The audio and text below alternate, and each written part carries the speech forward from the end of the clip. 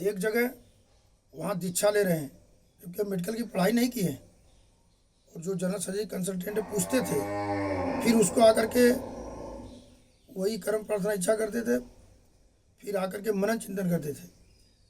तो जी अब बिना हमको पढ़े मेडिकल की इतना ज्ञान हो सकता है, तो जो उसमें 5 साल पढ़ाई करता है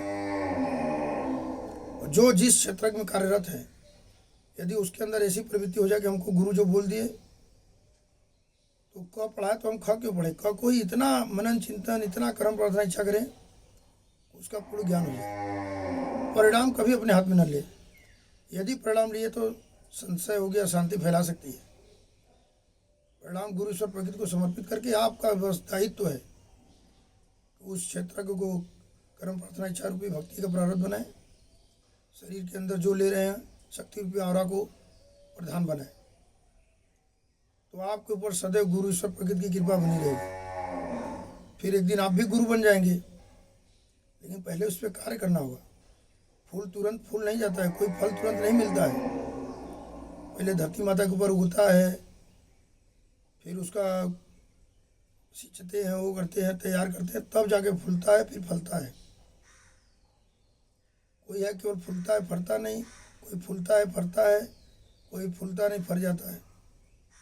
तो इसी तरह आपका भी है, गुरु जो बने हैं कोई गुलाब के फूल की तरह हैं कि केवल कहते हैं करते नहीं हैं। एक है जो कहते वो करते हैं, आम के पेड़ की तरह हैं। एक कहते नहीं कर देते, वो कटहल की तरह प्रवृत्ति के होते हैं। कुछ भी शौकीन, कभी दिखाने के लिए, कभी मजबूरी में गलतियां करते हैं। तो हमारा ये गुरु का तात्पर्य उस पर था कि गुरु हर संस्था में होते हैं। जिससे आपको ज्ञान मिल रहा है वो गुरु है, शिक्षा गुरु है। जो आपको जीवन शैली बदल दे वो आपका दीक्षा गुरु है। तो गुरु के आप संपर्क में आएंगे तो उसी तरह आपको ऑरा मिलता है, जिस तरह गुलाब के फूल जैसी संगत में रहेंगे। यदि हम शराब पियेंगे तो हमारा शरीर शराब की तरह ही महकेगा, घी पी लगाएंगे तो घी की तरह ही महकेगा।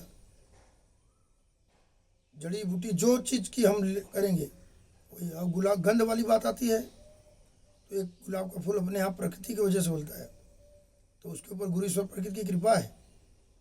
एक में गंध नहीं है तो विज्ञान विधि द्वारा उस पर सेंट क्या क्या बनाया उसको मार दे, वो भी गंध आती है। तो उसी तरह गुरु एक समाज द्वारा बनाए जाते हैं और एक उनका दीक्षा गुरु खुद चयन करते हैं कि नहीं ये है। वो हमारा ही था, हमारा सिर्फ ये था कि हम विवाह नहीं करेंगे 2 वर्ष की उम्र से, 9 अप्रैल 1980 से। लेकिन गुरु का संपर्क छूटा नहीं,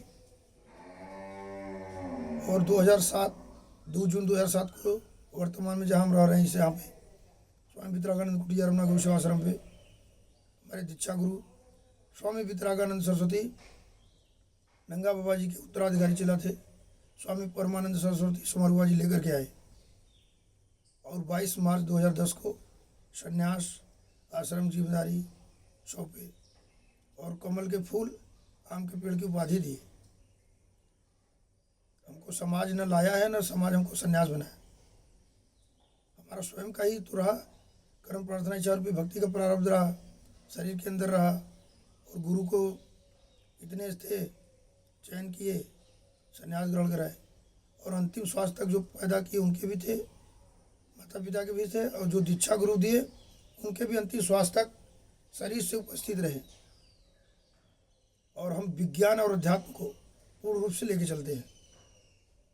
जो इस सबसे वो करता है, हम जिस चीज़ की जब जरूरत है उसका तुरंत प्रयोग करें। कोई भी चीज़ क्रोनिक ना हो, जटिल ना हो। जन्म है तो अंत तो निश्चित तौर पर होना है, चाहे वो गुरु हो, चाहे शिष्य हो, चाहे भक्त हो, चाहे भगवान हो, चाहे नर हो, चाहे नारायण हो। तो वही गुलाब के फूल की तरह या तमाम से उदाहरण है। अब तो सब इतना अज्ञानी आदमी नहीं है समाज और संसार में कि गुरु का तात्पर्य क्या होता है। श्री हरिओम, श्री हरि शरणम, श्री गुरु वीतराग परमानंदेश्वर महाराज, श्री हरिओम गौ माता, श्री गुरु वीतराग परमानंदेश्वर महादेव, हर हर महादेव। ये अमल करेंगे तो सफलता मिलती है, चाहे किसी भी क्षेत्र में हो। कोई ना कोई गुरु आपको करना पड़ेगा। गुरु का आवरा होता है, गुरु पूर्णिमा मनाया जाता है, तो उस दिन पूर्ण रहता हो गया है तभी तो आदमी आते हैं। अब हम गुरु के पास आए, उनसे हम क्या लें? तो उनसे ग्रहण करें, उसको अमल करें, तब सफलता मिलेगी, निश्चित तौर पर मिलेगी। अच्छा, कोई क्षेत्र क्यों पूजनी निंद्री धर्म अधर्म तमोगुण रजोगुण सतोगुण प्रधान, आपका ही कर्म प्रार्थना विचार भी भक्ति पर का प्रारब्ध बनेगा। मनन चिंतन श्वास के अंदर जो ले रहे हैं वही शक्ति रूपी आवरण रहेगा, उसी तरह परिणाम गुरु से प्रकृति कृपा से मिलेगा।